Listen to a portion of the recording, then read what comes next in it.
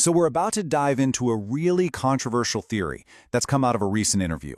It's this idea that a major global conflict is being engineered not for victory, but for a devastating and completely calculated defeat. In this explainer, we're going to break down the core arguments, the predictions, and the claims from the source material. Let's get right into it. Everything we're about to talk about really hinges on this one single provocative question.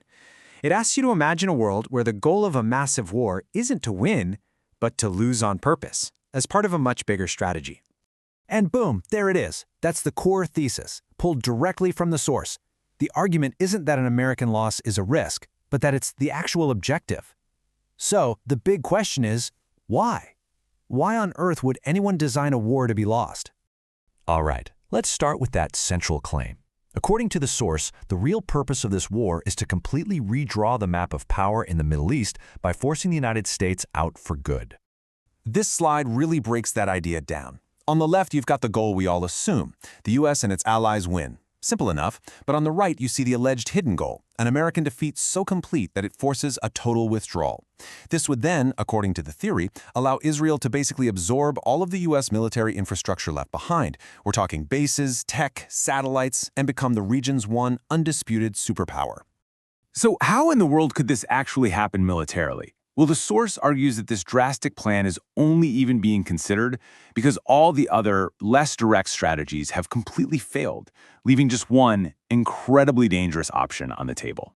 The source points to what it calls a cascade of failures. First, the plan to use proxy forces, arming groups like the Kurds to fight for you, that apparently fell apart. They allegedly refused to cooperate, pointing to past betrayals.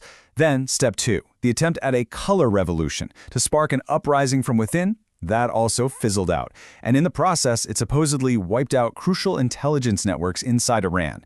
So the big takeaway here is that these failures left a direct, boots-on-the-ground invasion as the only option left. And the sheer scale of that option is just staggering. You might hear some military experts suggest maybe 500,000 troops, but the source we're analyzing argues that for a truly successful invasion, plus the long-term occupation and all the logistics that go with it, you're talking closer to 2 million soldiers.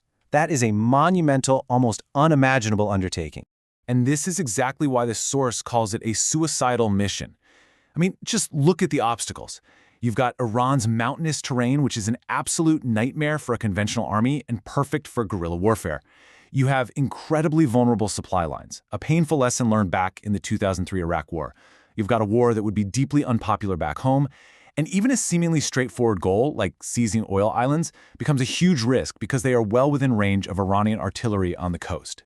But it's not all just about tanks and soldiers. The source claims there's this whole other layer, a shadow war of deception happening behind the scenes. It's all designed to escalate tensions and drag other countries into the fight, mainly through what are known as false flag operations, attacks made to look like they were carried out by somebody else. And the source points to a few alleged incidents as evidence for this. There's a drone strike on Saudi Aramco that was reported to have come from Lebanon, not Iran. Then there's the arrest of alleged Mossad agents in Qatar, a suspicious drone attack in Azerbaijan. The source even goes so far as to suggest a future event, maybe something as explosive as an attack on the Al-Aqsa Mosque, could be used as the final trigger to ignite a massive regional war.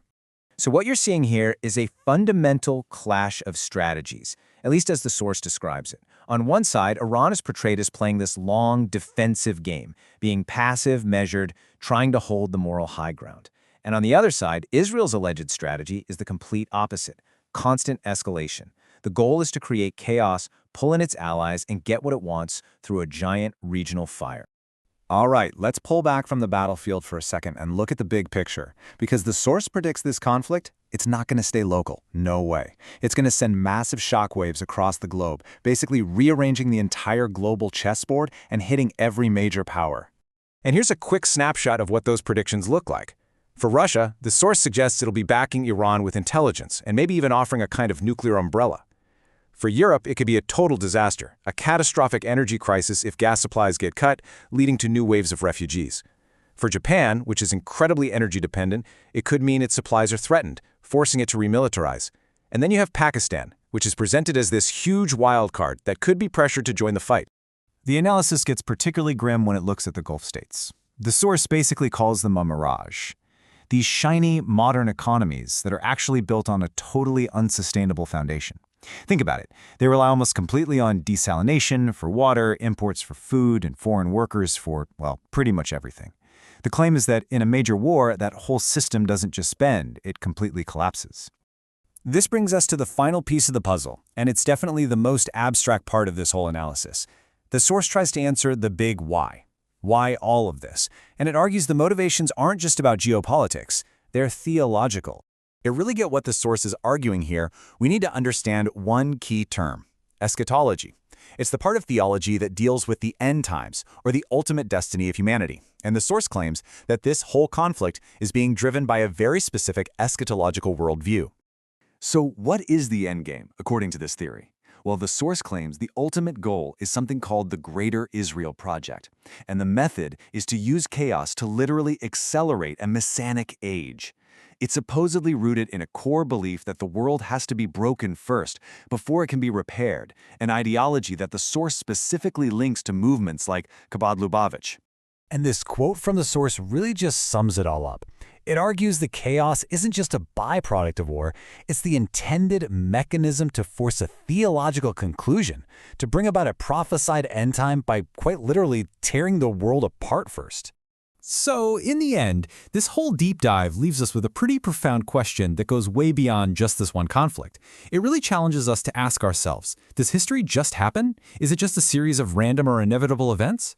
Or, as this source suggests, can it be deliberately engineered, shaped, and forced into being by people with the power and the will to do so? That's what we're left to think about.